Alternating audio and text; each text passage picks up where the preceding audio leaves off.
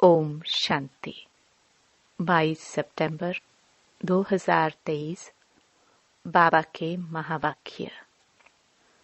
मीठे बच्चे, पद का आधार पढ़ाई पर है। पढ़कर फिर पढ़ाना है। गली गली में जाकर बाप का परिचय देना है। प्रश्न: तुम बच्चों को किस इच्छा से परे रहकर सेवा में लगे रहना है? उत्तर: तुम रहमदिल बच्चे हो। तुम्हें किसी से पैसा लेने की इच्छा नहीं रखनी है। इस इच्छा से परे रहकर दान करने की सेवा में, दूसरों को आप समान बनाने में लगे रहना है। बुद्धि में रहे, जिसकी तकदीर में होगा वह बीज अवश्य बोएंगे। अगर कोई वाचा या कर्मणा सेवा नहीं कर सकते हैं तो धन से भी सहयोगी बनते हैं। गरीब बच्चे तो चावल मुट्ठी देकर महल ले लेते हैं। गीत प्रीतम आन मिलो। ओम शांति। प्रीतमाओं के लिए एक ही पुकार काफी है। अब यह किसने पुकारा और किसको, यह तो सिर्फ तुम बच्चे ही जानते हो, क्योंकि तुमने बाप द्वारा बाप को जाना है। फादर शोज सन, फिर सन शोज फादर, ऐसा कायदा है। अब प्रीतमाएं सब प्रीतम को पुकारती हैं। गीत तो श्री कृष्ण के लिए गाया हुआ है। सबकी श्री कृष्ण के साथ प्रीत तो है ही। श्री कृष्ण के भक्त समझते हैं श्री कृष्ण ने राजयोग सिखाया था। वास्तव में प्रीतम सबका एक ही है। सर्व पतितों को पावन बनाने वाला एक ही है। निराकार को ही याद करते हैं, परंतु परमपिता परमात्मा को फिर यथार्थ रीति जानते नहीं। निराकार का यथार्थ अर्थ क्या है सो जानते नहीं। बाप ने समझाया है, वास्तव में एक ही राम है। हे प्रभु, हे ईश्वर, ओ गॉड, एक को पुकारते हैं। कोई जिस्मानी मनुष्य व देवता को नहीं पुकारते। बुद्धि निराकार तरफ चली जाती है। गॉड फादर सभी का एक ही है। समझते भी हैं हम ब्रदर्स हैं, परंतु आत्माओं के रूप में हैं। यूं तो हर एक अपने अपने धर्म का है। अपने धर्म के भाई बहन भी लड़ते रहते हैं। जब सभी दुखी होते हैं तो बाप कहते हैं, मुझे याद करो, क्योंकि सर्व का पतित पावन मैं ही हूँ। प्रीतम तो सब प्रीतमाओं का एक ही है। सजनी साजन को याद करती है। प्रीतमाएं याद करती हैं, प्रीतम आन मिलो। आत्मा याद कर रही है, जिया बुलाए। बुलाने वाली तो आत्मा है ना, शरीर तो नहीं। जीवात्मा से बात करती है। दुनिया में मनुष्य तो देह अभिमानी होने कारण अपने को शरीर समझते हैं। तुम बच्चों को यह पक्का पक्का समझना है कि जीव की आत्मा बुलाती है। आत्मा प्यार करती है। शरीर शरीर से प्यार नहीं करता। आत्मा शरीर धारण करती है। इस समय का प्यार भी अशुद्ध है। देवी देवताओं का प्यार तो बहुत शुद्ध होगा ना। मनुष्य समझते हैं प्यार विकार का ही होता है, परंतु सतयुग में प्यार है, लेकिन वहाँ कोई भी विकार नहीं होता है। बाप तुम बच्चों को 21 जन्मों के लिए इन विकारों से बचाते हैं। तुम यह बातें किसको बैठ समझाओ तो सुनकर बड़ा खुश होंगे। तुम कहते हो बाबा सर्विस नहीं होती है, परंतु सर्विस के तरीके तो बहुत बताते हैं। अभी दशहरा आता है, देवियों की पूजा भी सब जगह होती है, तो वहाँ भी जाकर समझाना चाहिए। बाप की पहचान देनी चाहिए। वह है परमपिता परमात्मा निराकार बाप। हम आत्माएं भी मूल वतन में रहती हैं।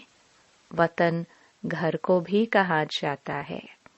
हम आत्माओं का बाप भी वहाँ परम धाम में रहते हैं। बाप बच्चों को भेज देते हैं। यह भी ड्रामानुसार ऑटोमेटिकली चलता रहता है। उनको भी अपने समय पर आना पड़ता है।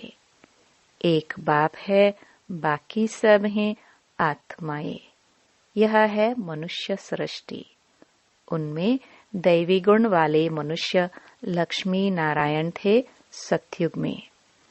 बाकी कोई 8-10 भुजा वाले मनुष्य नहीं होते। यह कहाँ से आए? पूजा जहाँ होती है वहाँ तुमको इनोसेंट हो जाकर पूछना चाहिए, यह क्या है? रुद्र यज्ञ भी बहुत होते हैं। साहूकार लोग यज्ञ आदि बहुत कराते रहते हैं। तुम कहाँ भी रमण कर सकते हो। तुम रमता योगी हो। जो जिस जिस देश में रहने वाले हैं वहाँ सर्विस कर सकते हैं। यह कौन है जो इनकी पूजा होती है? क्या करके गए हैं? किसकी संतान है? ऐसे ऐसे बैठ पूछना चाहिए, फिर समझाना चाहिए, क्योंकि तुम्हें सबका कल्याण करना है। रहमदिल बनना चाहिए। मुफ्त पैसे बर्बाद करते रहते हैं। बच्चों के लिए सर्विस तो बहुत है। अभी दशहरा आता है, उस पर समझाना चाहिए कि रावण को क्यों जलाते हैं। रावण का राज्य कब से कब तक चला? फिर विष्णु का राज्य कितना समय चला? यह है ब्रह्मा का दिन, यह है ब्रह्मा की रात। गवर्नमेंट को जाकर समझाना चाहिए। बरोबर अब रावण राज्य है ना, वह है विष्णु संप्रदाय अथवा दैवी संप्रदाय। यह है आसुरी संप्रदाय। बड़ों बड़ों को जाकर समझाना चाहिए। चित्र ले जाना चाहिए। कोशिश करनी चाहिए। ऐसा बाण मारे जो नाम बाला हो जाए। बनारस में बहुत बड़े बड़े टाइटल मिलते हैं सरस्वती आदि के। अब सरस्वती तो है जगदम्बा। भारतवासी जब जगदम्बा को मानेंगे, जगत को रचने वाली, तो जरूर पिता भी होगा। जगत पिता ब्रह्मा और जगदम्बा सरस्वती कहते हैं ना। सरस्वती भी ब्रह्मा की बच्ची है। ब्रह्मा की मुख वंशावली है। ब्रह्मा को फिर रचने वाला कौन? गाया जाता है शिव परमात्माय नमः। वह हो गए देवताय नमः। तो देवताओं का रचयिता वह शिव परमात्मा हो गया। उनसे वर्षा मिला होगा। तो तुम बच्चों को समझाने निकलना पड़े ना। जो जो अच्छे समझदार हैं उन्हें सर्विस करनी चाहिए। बाप तो गली गली में नहीं जाएंगे। यह बच्चों का काम है। सर्विस नहीं करते हैं तो समझेंगे सर्विसेबल नहीं है, तो पद भी ऐसा ही पाएंगे। भल बच्चे तो बने हैं, परंतु पढ़ाई पर सारा मदार है। जो जास्ती पढ़ेंगे वह ऊंच पद पाएंगे। पढ़े हुए के आगे अनपढ़े भरे ढोएंगे। पुरुषार्थ ऊंच पद पाने का करना चाहिए। यह शिव बाबा सम्मुख समझा रहे हैं। बाहर वाले बच्चे भी समझेंगे। शिव बाबा मधुबन में मुरली चलाते होंगे। मुरली नहीं आती है तो बच्चे हैरान हो जाते हैं, सोचते हैं शिव बाबा की मुरली क्यों नहीं आई? क्योंकि शिव बाबा की मुरली से ही हमारा जन्म हीरे जैसा बनना है। मुरली तो रोज सुनना चाहिए। 7 रोज की मुरली भी अगर किसके पास जाए, वह बैठ पढ़े तो कितनी खुशी मिल जाए। पढ़ना जरूर चाहिए। कोई भी लूला, लंगड़ा, गूंगा भी यह पढ़ सकते हैं। कैसे भी बुखार में, बीमारी में भी मुरली जरूर पढ़नी चाहिए। तुम सिर्फ बोलो, तुमको 2 बाप हैं, तो जिसे वर्षा लेना होगा वह उसी समय इन 2 अक्षरों से भी समझ जाएंगे। यह नॉलेज ही ऐसी सहज है। बाप को याद करने से सारा चक्कर बुद्धि में आ जाता है। जितना बुद्धि में चक्कर फिराएंगे तो चक्रवर्ती बनेंगे। बाप कहते हैं, जो मेरे भक्त हैं अथवा लक्ष्मी नारायण आदि को मानने वाले हैं, उन्हों को समझाओ। तुम ही देवी देवता थे, 84 का चक्कर लगाया, अब फिर देवता बनो। यह बाबा भी लक्ष्मी नारायण का भक्त था ना। पुजारी से फिर पूज्य बनते हैं। लक्ष्मी नारायण पूज्य है ना। तुम लक्ष्मी नारायण के मंदिर में जाएंगे, कहेंगे कल इनकी पूजा करते थे, आज हम वह बन रहे हैं। समझाना तो बड़ा सहज है। तुम बच्चों को रहमदिल बनना है। जिसको सर्विस का शौक होगा वह सिखलाने वाली ब्राह्मणी का हाथ पकड़ेंगे। हमको बैठ समझाओ। तुम खाते हो शिव बाबा के भंडारे से, तो शिव बाबा की सर्विस करनी पड़े ना। सभी शिव बाबा की भंडारे में डालते हैं, समझते हैं हम शिव बाबा की भंडारी से खाते हैं, तो मनसा वाचा कर्मणा सर्विस करनी चाहिए। यहाँ तुमको कितना मजा आता है, वह मजा घर में आ न सके। मनसा सर्विस भी करनी है, याद करना है, पवित्र बनना है, शंख ध्वनि भी करनी है। कर्मणा कोई भी यज्ञ सर्विस करनी है। शुरू में मम्मा बाबा भी बर्तन मांजते थे, गोबर के चने कंडे बनाते थे, देह अभिमान तोड़ने के लिए सब करते थे। अभी फिर बहुतों में दिन प्रतिदिन देह अभिमान बढ़ता जाता है। यज्ञ का खाते हैं तो सर्विस भी करनी चाहिए। बाप को याद करने से विकर्म विनाश होंगे। सर्वव्यापी कहने से विकर्म विनाश कैसे होंगे? सर्वव्यापी कहने से तो बुद्धि का योग लग नहीं सकता। तो यह सेवा सबकी करनी है, दान देना है। वह सेवा नहीं तो स्थूल सेवा करो, वह भी नहीं कर सकते हो तो धन की सेवा करो, तो वह भी सर्विस हो जाएगी। बीज बोया जाता है तो उनका फल निकलता है। यहाँ चावल चपटी देने से महल मिल जाते हैं। किसको भी कहना नहीं है कि बीज बोवो, तकदीर में नहीं होगा तो कभी बुद्धि में आएगा ही नहीं।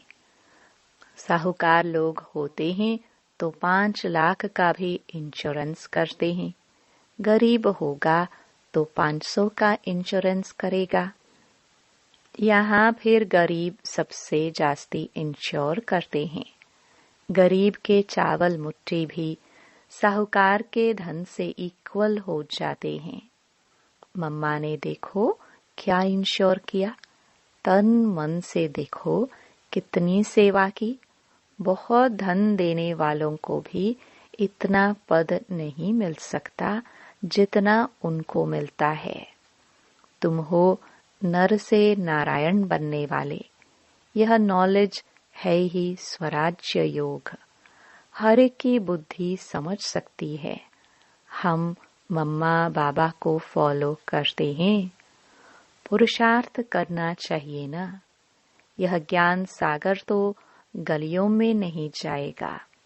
ना बाबा पब्लिक में भाषण कर सकते हैं। बाबा कहते हैं मैं तो बच्चों के सामने बैठ भाषण करूंगा। मैं सबका बाप हूँ। तुम माताएं कुमारियां हो। तुमको जाकर भाषण करना है, फिर भी तुम बीके हो। अभी जगदम्बा पर कितना बड़ा मेला लगता है, कुछ तो सर्विस करके गई है ना। तुम बतला सकते हो, वहाँ बहुत सर्विस कर सकते हो। सर्विसेबल बच्चे आपे ही सर्विस करते रहेंगे। जो आपे ही करे सो देवता। सुबह को जाओ, रात को लौट आओ। सर्विस करने की हिम्मत चाहिए। बहुत अच्छे अच्छे बच्चे हैं, परंतु कोई न कोई बंधन में है। रुद्र ज्ञान यज्ञ में अबलाओं पर अनेक प्रकार के विघ्न पड़ते हैं। प्रैक्टिकल में देख रहे हो। तो बाप से यदि सर्विस लेना है तो सर्विस में तत्पर रहना है। श्रीमत पर चलो। हाँ, लौकिक माँ बाप आदि हैं तो उनकी सर्विस भी करनी है। साथ साथ यह सर्विस भी करना है। बॉम्बे में भी अम्बा के मंदिर में बहुत जाते हैं। वहाँ भी जाकर सर्विस कर सकते हो। हाँ, ऐसे जो सर्विस करेंगे उनको गवर्नमेंट भी शरीर निर्वाह अर्थ देने के लिए तैयार है। यदि कुछ भी समझने वाले नहीं है, फिर भी मेहनत करो, कोई ना कोई निकल आएगा। सर्जन बहुत चाहिए। तुम हो अंधों की लाठी। तुम बच्चों के लिए सर्विस तो ढेर है। तुमको कोई से पैसे आदि लेने की इच्छा नहीं है। तुमको तो रहमदिल बनना है। रहमदिल बाप के बच्चे भी रहमदिल। जो बहुतों को मार्ग बताएंगे वह पद भी ऊंच पाएंगे। सुनते तो बहुत है ना। यहाँ से गए तो फिर भूल जाता है। नंबरवार धारणा करते हैं। इसमें बड़ी अच्छी मेहनत करनी चाहिए। 21 जन्मों का राज्य भाग्य मिलता है। कम बात थोड़ी है। ऐसे गवर्नमेंट कहती है सोना हराम है। बाप भी कहते हैं नींद को जीतने वाले बनो। रात को भी कमाई करो। कोई शरीर छोड़ते हैं तो समझते हैं ड्रामा में उनका इतना ही पाठ था। अनन्य बच्चे जो होते हैं वह आते हैं। कोई तो बहुत आंसू बहाते हैं, पछताते हैं हमने सर्विस नहीं की, बाप का कहना नहीं माना। ऐसे ऐसे भिन्न भिन्न प्रकार के होते हैं। बाबा साक्षात्कार कराते हैं। तुमको कितना कहते थे सर्विस कर आप समान बनाओ। तुमने कुछ नहीं किया, फिर रोते हैं। धर्मराज के आगे भी रोते हैं, मार खाते हैं। इम्तिहान हो गया, रिजल्ट निकल गई, फिर रोने से कुछ फायदा होगा क्या? अभी प्रीतम आया हुआ है, प्रीतमाओं को ले जाने। कहते हैं आओ तो हम तुमको विश्व की महारानी बनाए। जो पुरुषार्थ करेंगे वह बनेंगे। स्टार्स में भी नंबरवार होते हैं। कोई तो बहुत चमकते हैं। तुम पुरुषार्थ कर रहे हो। ऊपर से तुम्हारे पिछाड़ी के रिजल्ट का यादगार है। अभी तो ग्रहण लगता है ना। चलते चलते ग्रहचारी बैठ जाती है तो तूफान से निकल नहीं सकते। ग्रहण लगा, यह गिरा। ग्रहण बहुतों को लगता है। ग्रहचारी माता पिता को भी भुला देती है। परिपूर्ण तो कोई बने नहीं है। माया भी रुस्तुम से रुस्तुम हो लड़ेगी। अच्छा, मीठे मीठे सिखिलदे बच्चों प्रति माता पिता बाप दादा का याद प्यार और गुड मॉर्निंग। रूहानी बाप के रूहानी बच्चों को नमस्ते। धारणा के लिए मुख्य सार। पहला, रमता योगी बन सेवा करनी है। मनसा वाचा कर्मणा, किसी भी प्रकार की सेवा में बिजी जरूर रहना है। दूसरा, रात को जागकर कमाई करनी है। नींद को जीतने वाला बनना है। मुरली किसी भी परिस्थिति में जरूर पढ़नी है।